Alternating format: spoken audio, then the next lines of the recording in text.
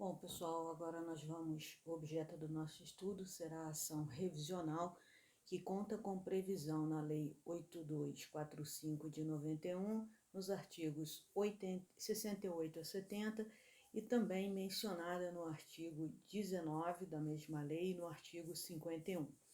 Qual é o objetivo da ação revisional? O próprio nome já sugere, o objetivo dela é que seja feita a revisão do aluguel, do valor praticado pelo aluguel, sempre que esse estiver em desacordo com o valor de mercado.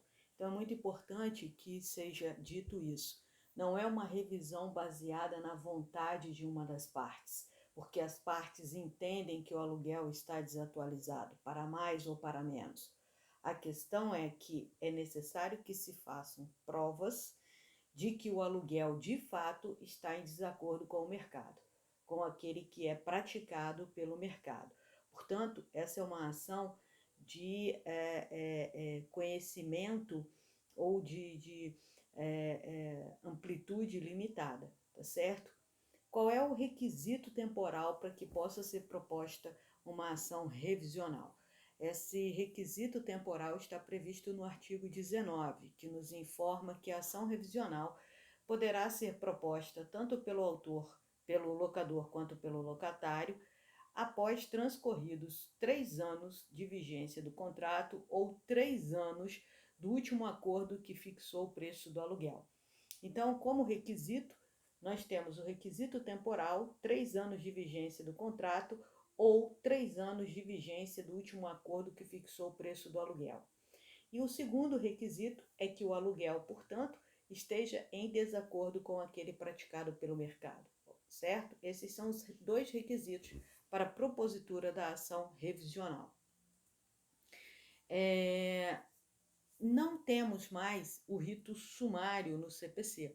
Como vocês sabem, né, lá na forma do artigo 1049, no parágrafo único do CPC 2015, nós temos que tanto o rito sumário como o rito ordinário hoje tem uma denominação comum adotada pelo novo CPC chamada de procedimento comum. Então, atenção ao ler o artigo, o caput do artigo 68, que fala que a ação revisional seguirá o rito sumário, considerando que precisamos fazer essa leitura em acordo com as novas regras trazidas pelo CPC, que, portanto, não há mais falar em rito sumário, mas sim em procedimento comum.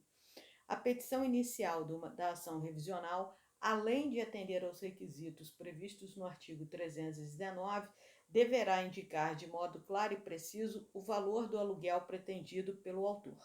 E o autor poderá ser tanto o locador, quando pretender aumentar o aluguel, né, já que o preço que vem sendo praticado está abaixo do preço de mercado e ele deverá comprovar isso. Da mesma forma, o locatário pode ser o autor, somente, né, observando que se o locatário for o autor da ação, certamente ele vai buscar o quê? Baratear o preço do aluguel, reduzir o preço de aluguel, considerando estar acima do preço de mercado. O juiz, ao receber a petição, caso haja, e sempre, né, é de praxe que numa ação revisional você peça em sede de antecipação de tutela a fixação de um aluguel provisório. Então, o locador, se for o autor, pedirá um valor mais caro do que aquele que vem sendo praticado. E o locatário, em contrapartida, pedirá ao juiz, em sede de antecipação de tutela antecedente, lá prevista no artigo 300 do CPC, que fixe um aluguel provisório mais barato. A Lei 8245, ela também traz limites ao juiz para fixação do aluguel provisório. E esses limites, eles são dados de acordo com o autor da ação. Então, quando a ação é proposta pelo locatário, o valor do aluguel provisório, aquele que há de ser fixado e que deverá ser pago até o trânsito em julgado da ação, né? Ele não poderá ser inferior a 80%, ele não poderá ser inferior a 80% do aluguel praticado. Então, na verdade, será dado ao locatário provisoriamente, daí o nome de aluguel provisório, um desconto de 20% sobre o valor do aluguel que vem sendo praticado. No outro giro, se o autor da ação for o locador, então o aluguel provisório a ser fixado pelo juízo não poderá exceder a 80% do valor indicado na petição inicial. Então, atentem-se para esse detalhe. O limite do aluguel provisório a ser fixado pelo juízo em sede de antecipação de tutela na sua modalidade antecedente, ele será de 80% do valor pedido na inicial e não do valor do aluguel vigente, quando o autor for o locador. E ele não poderá ser inferior a 80% do aluguel praticado, aquele que vem sendo pago pelo locatário, quando este for o autor, ok? Então é preciso que a gente esteja antenado aí, preste uma atenção especial sobre esses limites para que vocês não tomem parâmetros equivocados, tá certo? De acordo com o que fixa a lei. A partir do momento em que o juiz fixa o aluguel provisório, é lícito ao locador pedir a revisão desse valor fixado provisoriamente. E até quando, né, não só o locador, o locatário, o réu de maneira geral, até quando eles poderão pedir essa revisão? Ora, o réu poderá pedir essa revisão até o momento da realização da audiência de conciliação, independentemente da apresentação da contestação, ok? Então, ele pode fazer isso por meio de simples petição, pedindo a revisão daquele aluguel provisório fixado pelo juízo.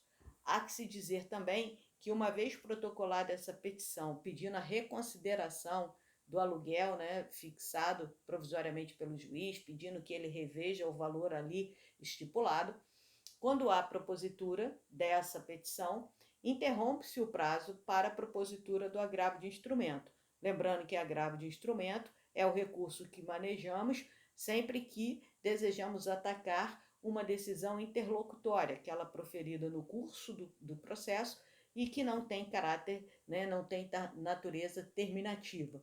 Então, a interposição do agravo de instrumento, o prazo para interposição do agravo de instrumento ficará suspenso quando houver o protocolo de uma petição pelo réu pedindo que o juiz reveja aquele aluguel provisório fixado.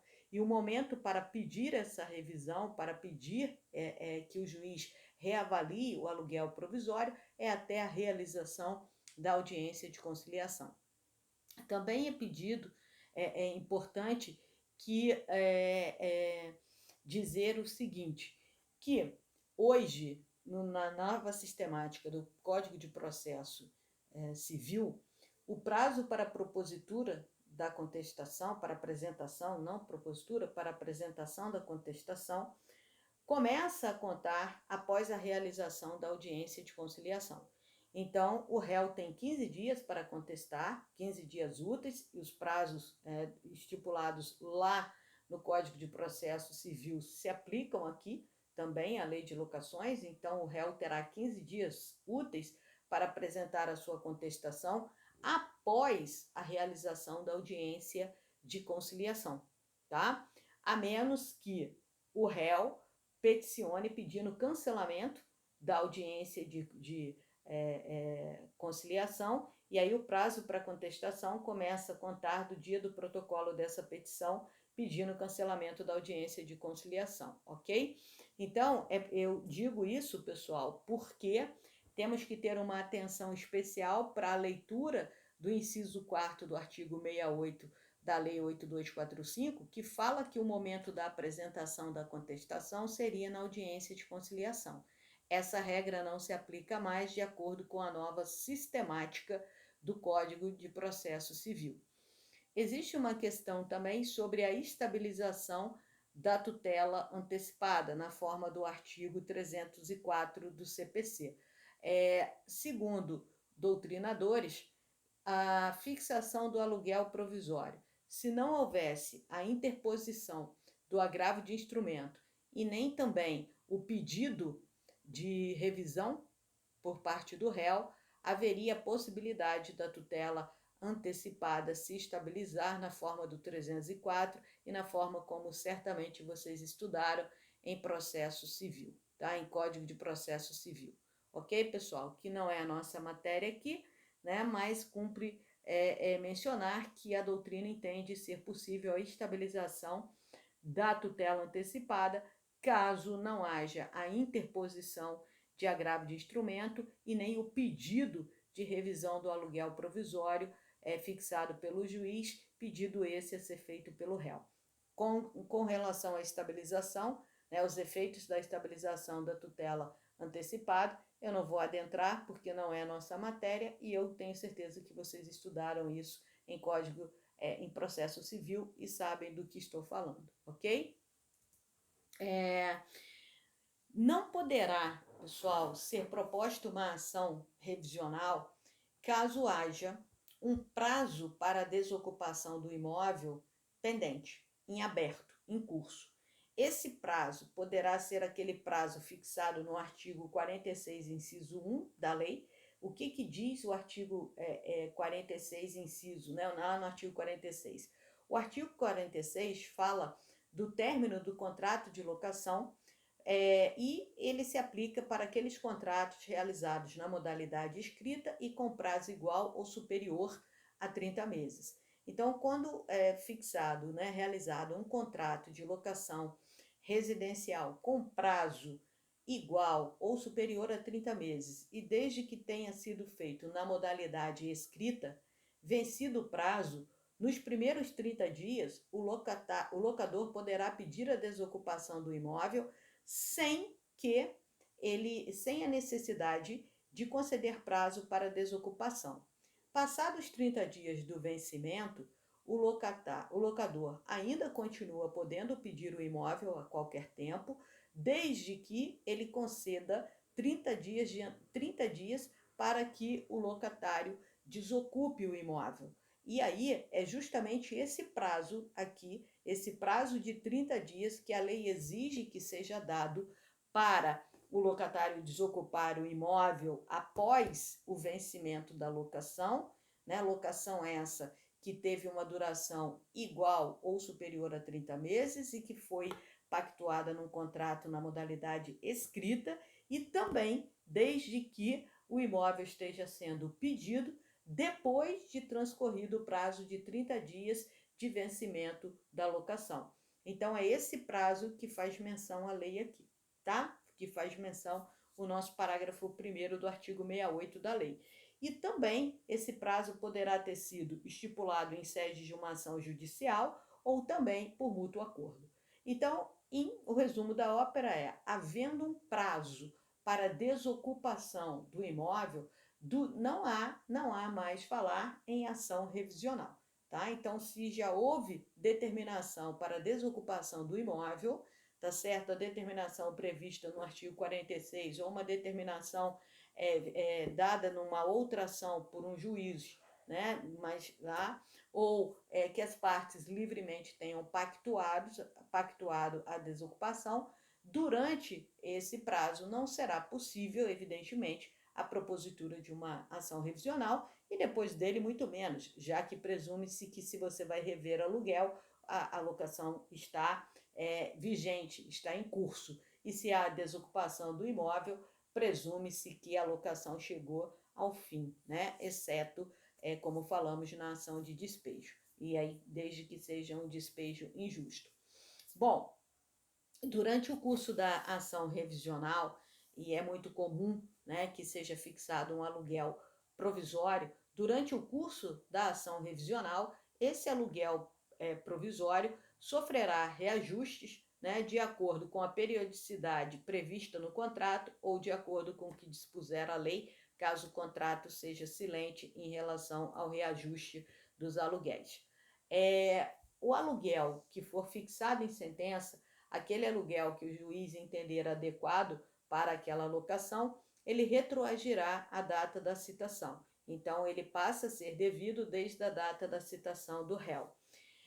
As diferenças, imagina o seguinte, imagina que o aluguel provisório tenha sido fixado em R$ 1.000 e ao final do processo, exaurido a fase de conhecimento, o juiz prolata a sentença, fixando o aluguel em R$ 1.200.